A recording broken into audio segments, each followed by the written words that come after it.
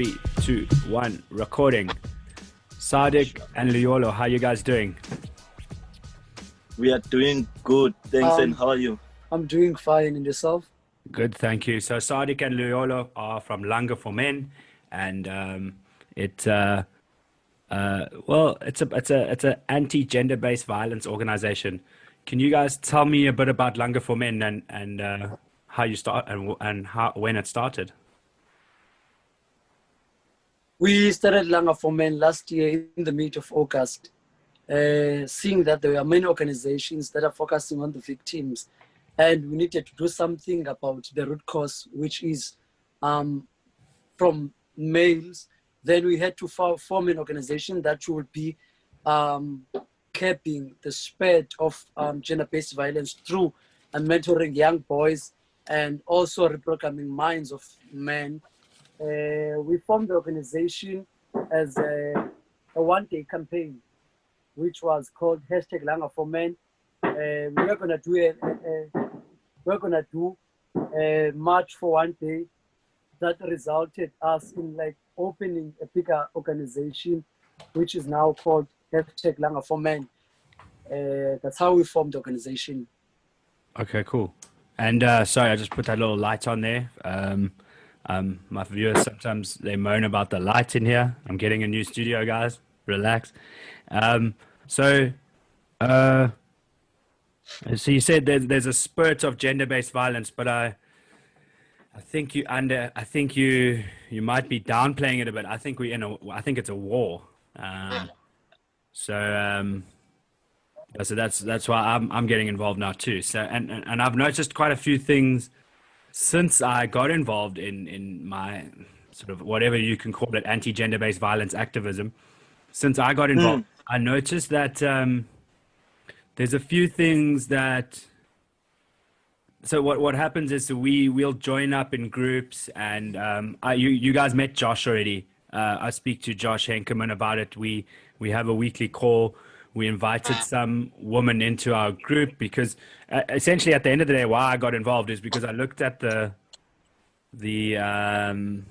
banners and the placards that women are holding up at the gender-based violence marches, and it says, "Where are the men?" So it said, "Please, men, get involved." So that's why I got involved. But I noticed that when we sit in these groups, we kind of just say the same things to each other, and it's an echo chamber. No one in that group is raping, murdering, abusing women. Yeah. But we're talking about microaggressions, and to me, nothing's really happening. So I really admire you guys because you guys actually go into the community and do stuff. So today I just want to talk to you a bit more about that and how I can actually help you guys. So so when did you? So you say it's a spurt, but I think we really are in a war. It's more than a spurt. I mean, South Africa's gender-based violence stats are 5 times the global average. When did you guys realize? I think I'd like to hear from each of you individually. When did you realize that you needed to get involved? And I think we could start Saadiq and Luyolo. Like, when did you personally? When did you feel like, okay, now it's my time to get involved? I need to fight gender-based violence. Oh, okay. I'm an artistic director. Besides being involved in the fight of gender-based violence, I'm using my platforms of performing arts in like being vocal. Started at high school. I've been an artistic director since 2015. Then there's an organization that I formed, which is called #MTonjeni Arts Production. So the productions that we write, they always unfold stories of individuals who are abused, the poetry that we do, and the platforms that I've created as the brand of Mr. Langs and #MTonjeni in fighting gender-based violence. In 2017, we had the platform which was called Mandibuyelez Ngqondweni. I should go back to my senses. It was a platform for rape victims where they were opening up to a formal event.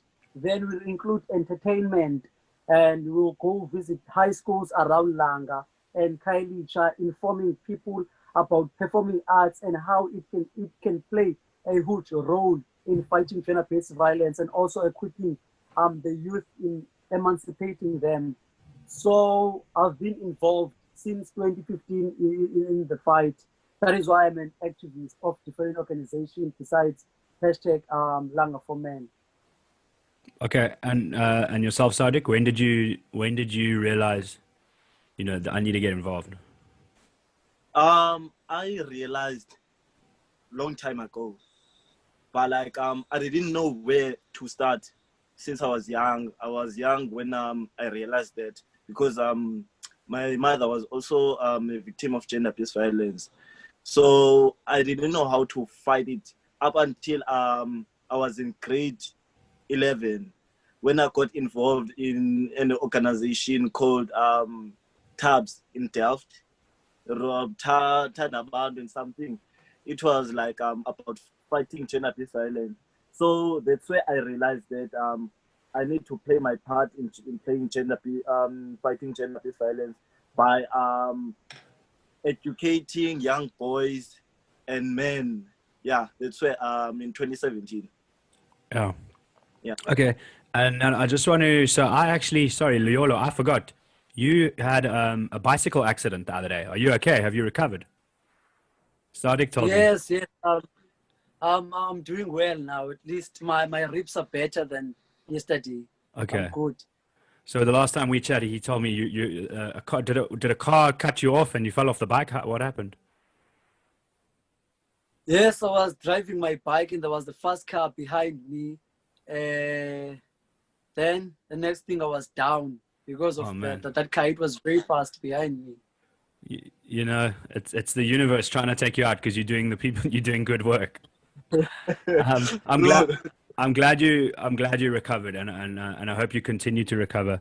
Um, okay, and so Luyolo, you do performing arts. Tell us a little bit more about that. Uh, What do you specialize in, and what's your favorite type of is it theater, or what's your favorite type of show to act in? it's theater. I am a director. I started by acting, but now I write productions and direct productions. I have my best winning production, which is called Kuzolunga. Then I have a calling of poetry, which is something that I never planned to do, and it just came through in my dreams. And then now I'm one of the best poets in the Western Cape. South Africa. And I've represented South Africa in the United States of America in 2015. I was chosen in 2014 to represent South Africa, and I rejected that opportunity. Then in 2015, I had a tour. Amazing. Why did you reject it in 2014? You don't have, if it's personal reasons, you don't have to say. Yeah, I would say it's personal reasons. Okay. Okay. And Saadiq, yourself, what do you do otherwise? I've heard rumors that you're a model. Yes, I am a model. Yes, I am a model. Okay. I am photogenic because my father was a photographer, so he Okay. used to take pictures of me. So He that's taught you where how I to become.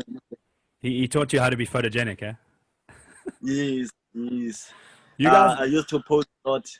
okay, well you guys seem to have bags of talent. Tell me, what does Uzolunga mean? Uzolungu. Uzalunga. The name of your show. Kuzolunga, it means that it will be well. In our culture, you don't have to care about the surnames, but we care about the clan names. So the production is tackling that. We have traditional healers. So if you're a traditional healer, there are ritual ceremonies that are happening at night.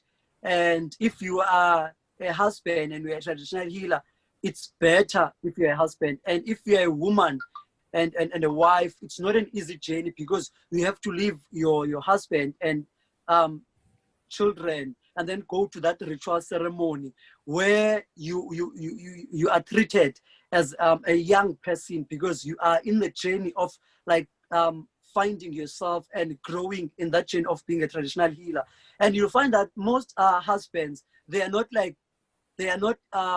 happy with that idea if a woman is a traditional healer. most traditional healers who are women, they do not have husband, because husband, they reject the fact that these women, they have to go out at night and be part of these ceremonies where they will meet men and other people. So the production was tackling that and tackling the thing of young people not caring about their roots and not like following and understanding their clan names, because we connect through our clan names. When we do our ceremonies, we call our ancestors with our clan names. So it was like telling the information and how we should respect our clan names, because it is the only thing that connects us to our history. That's amazing. I'm very interested in actually seeing that. Are you a director in that one? Yes, I'm a director. Okay, that's cool. I'm just All right. now. Okay, amazing. And so I've taken a bit of a sidetrack there. So let's come back to gender-based violence. Because I suppose what we'll do is we'll talk a little bit more about it, and we've spoken about your your poetry is very interesting to me as well. But we'll come back to that. So guys, what's the biggest problem? Like why? There are obviously hotspots in Cape Town, but gender-based violence it's everywhere, and it transcends race, religion, culture. It's a problem in every country, but South Africa's it seems apparently 5 times the global average, and it seems to be getting worse. Why is it happening? Do you guys have all, I know you don't have all the answers, but why in your opinion is it happening? I think it's lack of education, because from our curriculum, we are not taught about gender-based violence. We are not taught about how gender-based violence affects us and the people that maybe like it will not only affect me. Gender-based violence will not only affect me, but it will affect the person that is next to me, such as my maybe siblings and stuff. So we are not taught about gender-based violence. It's lack of education. Yeah. Okay. And Luyolo, did you want to add something? Like why do you think it's happening? Another thing that makes it to like happen, we are surrounded by Pachaka system with the dark history that we as South Africans have. We still have many slums that are around, and we believe that whatever that is happening at your neighbors, it doesn't concern you. And at times there are people who really want to make changes. But if you get involved, you might be the person who's wrong in nowadays for trying to fix the problems of your neighbors. So some people, they choose not to speak, not to be involved in the fight or tackle that, or even involve themselves in what's happening around them. They focus on themselves and bettering themselves, knowing that there are people who will just direct the whole scenario to themselves, so they don't have to be part of that and have the spills of blood. Yeah, I mean, I've already been told to stay away from this topic as well, because I speak my mind and I speak from the heart, and I might say something that people don't like, but I'm not scared. I'm going to tackle this issue, and I'm going to try and do it in the best way possible. Yeah. Okay, so I suppose yeah. So what do you guys do we spoke before, and you guys go to police station to help victims, because you not only so give us a bit of a breakdown of Langa for Men and where it takes you. I know you guys obviously you obviously have your main gigs, which is a director and a model, but what is like a day sort of in the life of working for Langa for Men? Are you more focused on the children? Are you more focused on the victims? Are you more focused on the perpetrators? How does it all fit together? And what give me like a bit of a rundown of what you do, and also tell me how try and encapsulate how difficult it is to do this stuff. because actually at the end of the day, I want to help you guys, and I want to. We're gonna chat about how I can help you as well. It was created for young boys to be respected and to find their voice, because the society doesn't have a place for young boys. They are like recruiting them in wrong things, and they are trained for only doing wrong things. And as they grow up, they fit in being trash dogs, perpetrators. So the organization is about eradicating that as well, through finding the real meaning of manhood and the real meaning of being a boy, besides being called the protector. Because when you go deeper, what is the meaning of the protect, and who should be protected, and should be protected from who? So it's about them finding their own purpose in this life. We focus more mainly on young boys and young men, and then the victims, where we refer, and when we heal them in other projects. But it was formed specifically for young boys to also have a place where they can be also restored. Feel welcome. Yeah, feel welcome as well. Okay. Okay, so that's why it's called Langa for Men. So it's for boys, but they're Yes. becoming men. Okay. Okay, and so when did you guys start? So tell me a bit more about that? Do you have classes? How do the boys find you guys? I know there's a Facebook page, but how does it work? I would say we're fortunate that Langa is a place of many talents. So it's easy to go to the people that we're working with in the industry and tell them, our friends who are men and young boys who are part of different organizations, and also our organization. Besides Langa for Men, with the organizations of health that we are part of. So we meet these young people, we recruited them, we have groups. So it's easy to market, and also to share more information on our social platforms for others who are not close to us, to also get the information. But it's easy here in Langa. We know halls where we meet these young people. We know places of meeting these young people. We also go and attend high schools, because there's an organization which is called Love Life. They run classes from grade 7 to grade 12. So it's easy at times to divide the learners into girls and boys, because we're running Shikonkers where we're like dealing specifically with young girls. So now it's easy again. The young boys now, they have something to do as well. Okay, interesting. And when did you start helping victims of gender-based violence, and how did that come about?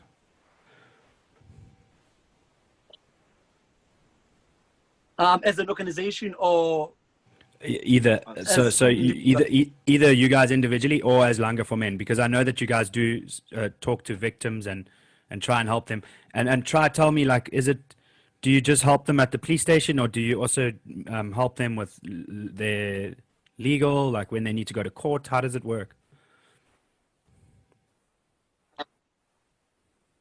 we have different organizations that we've partnered with. Okay. I would say that the police station, they also, since they do not have, I don't know how, they do not have many people who counseling. Actually, they do not have people who are counselors. So there are people who are like giving their time at the police station in assisting in different cases. But legalities, they're not allowed, because they have said that if the people if the young children, they are the minors, private lawyers, they can't be part of the case. That's what they've said, of which we're still in the process of finding more information on that. So it's social development to give them lawyers. They're just helping them mentally, psychologically. And we also have Love Life, which we refer. So we work with these different organizations since we are young people and we are close to the people who are in pain. And I wouldn't say we are the really voice of the voiceless, but since we are close to the people who don't want to speak, or the people who are trying to speak but who are not heard, we take them and refer them to professional opinions, which are Love Life, Just Grace, and different organizations that are around us who are assisting us in the chain of helping victims, because we have the lack of attracting more victims. At times we do not have time of like counseling them, since we're still in the process as well of like getting more information and qualifications of counseling people. Will refer them. So we have a healthy relationship with these big organizations. Okay. And so are you finding that victims are reaching out, but you don't have time to meet all of them? Or not There really? are many victims. I would say most of them, even the ones that you've helped so far, they are discouraged by our system at police station, even parents. I don't know how, but our parents, they have that mentality that if you report a case, you will go to court until you run out of money. So Yeah. that demotivates them, and it drains their energy and demotivates them. Yeah, it's a terrible system, and if you use a lawyer from legal aid, the case often gets thrown out because the lawyer is not really doing their job properly. I'm not sure. I've never used one, but I have to tell you, like, I don't have any trust in the police. If somebody robbed me today, I would look for cameras in the area. I would hire a private investigator, and I would get the private investigator. And I don't have a lot of money, but if I wanted my stuff back, this is what the process I'd have to go through. I would hire a private investigator, and I would tell the private investigator to enforce that the cops do their job, or do it himself and get the footage from the restaurants or the stores, wherever the cameras were. If there were no cameras, I would probably just leave it, because I have absolutely no trust in the police, and they just every year they just get worse at what they do. So, you know, one of the big problems with gender-based violence is that the cops are there's, like you said, there's no counselors for psychological support, and B, the cops just aren't very good at their jobs. I mean, there was a transgender person that tried to report a rape and was laughed at, and the cops asked this person, "Isn't that what you wanted?" Because they changed their gender, so the cops thought this was now a funny thing. So this is the type of thing we're dealing with, and we need to get better at it. But I think this is why I say it's a war. It's not a fight that the three of us can solve today. But I'm glad that we do have soldiers like you guys in this fight. You know, I just wanted to come back to one thing you said, Luyolo. You said a man's job as a protector. What does it mean to you? So obviously that's a cultural thing that gets passed down. But what does it mean to you to be a man, and what is a protector? Because like you said, who is he protecting against? So do you feel like it's a cultural? Do you think it's a cultural thing? And try also, what role do you think women have to play in this? A man is someone who's responsible, someone who's living a life just like everyone else, but yes, it's like everyone else, who's responsible, loving, and caring, who's like sending love everywhere. And the role that women, they have to play, women, they in our society everywhere around the world, they do not really have their freedom, and they do not really enjoy the meaning of being a woman, or showing who they are. They are born with many expectations that you should be married, you should give us kids. So as a man, we also face that we are still in the process of finding the real meaning of men without being called protectors, because I believe that at the end of the day, we are protectors to the same men who are the predators. So we are in the journey now of unpacking that, of finding the real meaning of being a man and the meaning of being a woman in this life, because we are called protectors. But again, being protectors, it's another story for another day, because when we say we are protectors, other women, they will argue saying that you're protecting who? Because we are equal.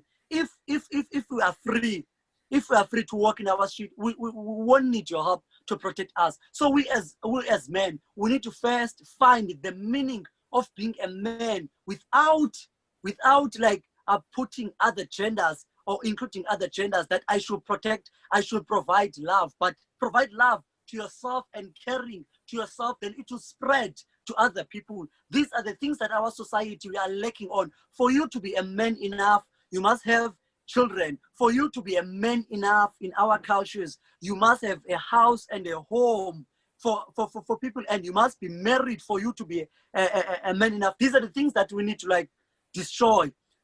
Aren't you a man enough if you do not, if you do not have any dreams of having a wife? Aren't you a woman enough if you do not have children? These are the things that we need to unpack in the session, and we are still in the journey of unpacking and unfolding because it's there in the system, it's there everywhere. So we grew up with so many expectations by our uncles, our fathers, our grandfathers. They are dying saying that I will die without having seen my grandchildren. These are the things that people, they feel small, not like finding purpose of really having the meaning of understanding who they really are. It's like the meaning of life. What is the meaning of life? We still need to discuss and find that, then we'll understand our purpose, our different purposes in life. Yeah. No, I think you really are onto something. Do you, firstly, because you say, what is the meaning of life? And it seems like we're a generation who doesn't actually know what our meaning, what our cause is. So we've been told, you know, make as much money as you can and then you die and pass that money on to your kids. And that's not a good, that shouldn't be the meaning of life. There should be much more to life than that.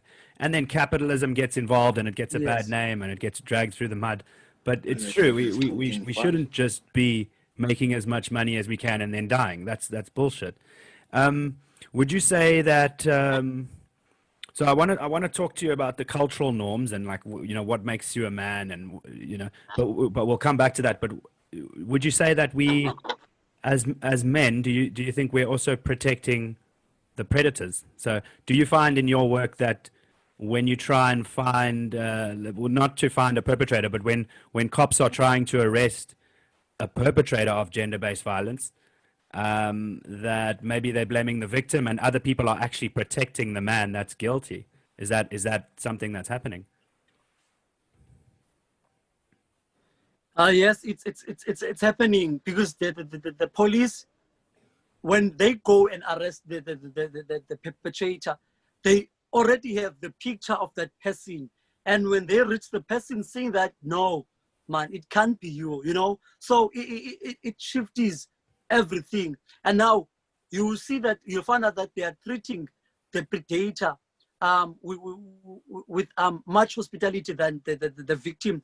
The victim is asked about many things, about time, about different things. There are a number of questions that the victim is like questioned before they go to the actual person who've done the damage. And they are polite to the person, and the more perpetrators, they understand the law. And when they know their rights, and when you reach to them, you find out the police, they have to be polite, and they are polite. I don't say that they should use violence, but the approach and the police, they're not doing the thing that they used to do in the olden days, where police were from different townships. These police, they are around, they are neighbors. They're saying that, no, it can't be Luyolo, it can't be Siabonga, it can't be Sam, because we know Sam is a good guy. So they, in their mind, they have a picture of what should a perpetrator look like and be. Yeah, and sometimes it's the wrong picture in their mind. So Yes. and I find it very interesting what you say about cultural norms. So, you know, you're only a man if you have a house and a car and a family. You're only a woman if you have children. That's quite strange. Why do you think that is? Is that who's enforcing those cultural norms? Who says you're only a man if you have a house and kids? It is perpetuated in how we grew up. When we as a man, we are there to marry and have children that will continue with our clan names, that will continue with our surnames, so that our clan names, surnames cannot die. Yeah. There are sayings that says that the grave of a woman is at the husband's house, of which if you are a woman, you should forget about any inheritance where you are born. You should know that the inheritance that you get, it's when you get married somewhere, and you'll find out when you are married as a woman, in where you are married, you do not belong. There are places that you cannot enter, simply because you are not born in that house. And even if you are firstborn, you cannot take the inheritance. But if you are a man, you know very well that inheritance in our culture, it's going to be yours. So that just shows the inequality in our cultures, and the way they laugh about these things, mean that you do not belong here. They take them like as a joke, and it manifests itself in who we are, and we grow with them. Every year, they ask us in gatherings, in ceremonies, there are these talks, and there are bad names that are describing a woman who's having children at her mother or her father's house, and there are no names that are directed to the man. And again, if you are a woman, you do not like bear children, you do not get children. There are names, many names, but you never find even one name in my culture that describe a man who doesn't give children. Yeah, no, it's a serious inequality, and I think you will find that inequality across cultures. You'll find it in many cultures, and I mean, I'd love to have you guys back on, and we can talk about some of the work again. And you know, I want to help you guys, so we'll chat about how I can help you guys after this as well. But we Okay. as a society, there are a few things that I've noticed in these gender-based violence meetings that I have, where we are lying to ourselves. There are certain truths that we can clearly see that we ignore or we deny, and we are lying to ourselves. And one of them is that, you know, it's about that sort of inequality, and it runs across all cultures. And you know, there's a couple of things that I think that's causing it, but I'll write an article about it so that I can sort of articulate myself a bit better. So yeah, I mean, is there anything you guys want to say as a couple last words before we wrap up? And you guys are welcome to come back on again once we've chatted again and done some work together. So this doesn't have to be the last appearance on Juice Ready podcast. Any last words? It's something that I want to say. We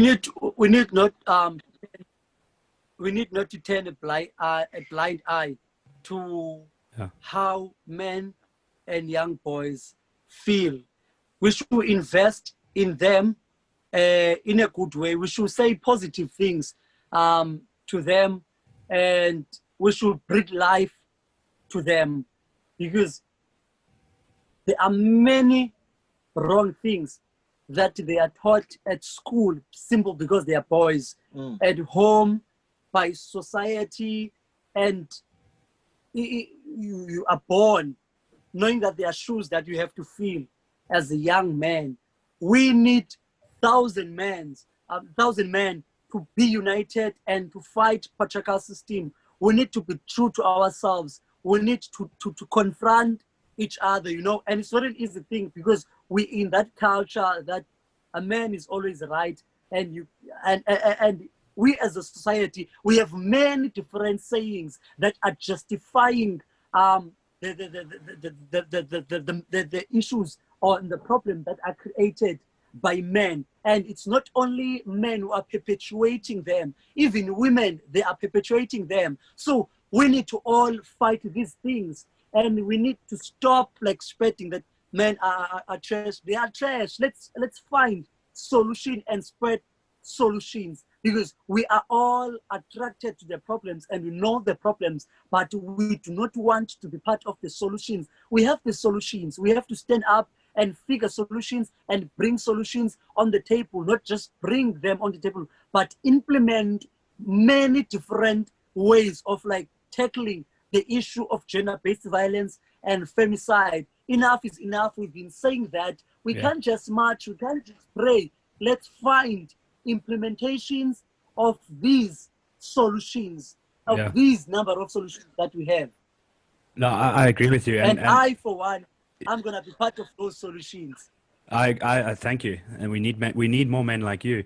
And I would agree with you on, you get hashtags like men are trash, and then you get another hashtag that says not all men, and we fight over the hashtags, and we're not dealing with the problem. So yeah, I mean, it isn't all men. Some men, not all men are trash. Some men are allies.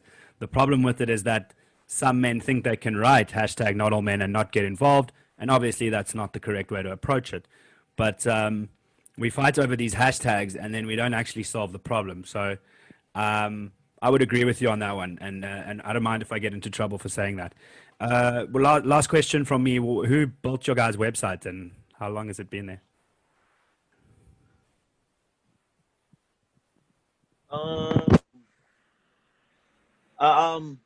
I forgot his name. Okay. It's Parag. Yeah, it's Parag. Okay. It's a guy who saw our work on Instagram. Then Okay, cool. he volunteered to build our website. Okay. All right. So if we do media at Juice Ready, so if you ever want to rebuild it, we'll do it for free as well. And we'll also do your search, and we'll do some campaigns for you on social as well. We'll make sure that if people are searching for your products and services in the area, that they find you on search. And Juice Ready will do that free of charge. We want to help you guys, but I'll also speak to you guys at a probably, in the next few days about how we can actually get involved in on the ground. Okay. So Juice Ready is gonna be. Yeah, we're going to be here for you guys, and we're going to sort out how we can actually do it, and what's the best way to effectively fight this together, and what's a good way to grow this, get more men in this organization, because we need men and we need women to work together, but we need men to understand that this is not a woman's problem. It's everybody's problem. Everybody's problem. Yes. Yeah. Thank you, guys. I really appreciate you coming on, and I hope to chat to you again soon. Thank you both. It was important to hear from you both. Thank you so much. So much. Cheers, guys. Okay, bye-bye.